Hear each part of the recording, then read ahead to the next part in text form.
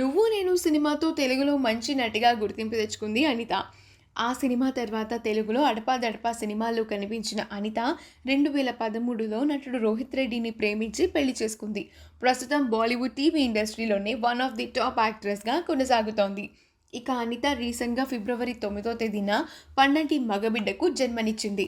బాబుకి ఆరవ్ రెడ్డి అని నామకరణం చేశారు. అయితే రీసెంట్గా సోషల్ మీడియా వేదికగా బాబు ఫోటోని రివీల్ చేశారు. బేబీ బంప్ నుంచి బాబుగా ఒక క్రియేటివ్ వీడియోతో చాలా కొత్తగా బాబు పిక్చర్ని రివీల్ చేశారు.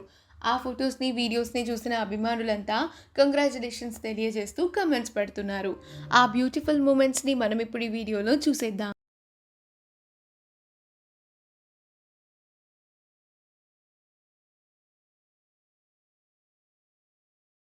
ఈ వీడియో కనుక మీకు నచ్చినట్లయితే మీ అభిప్రాయాన్ని కామెంట్స్ ద్వారా మాకు తెలియజేయండి. మా ఛానల్ని సబ్స్క్రైబ్ చేయడం మర్చిపోకండి.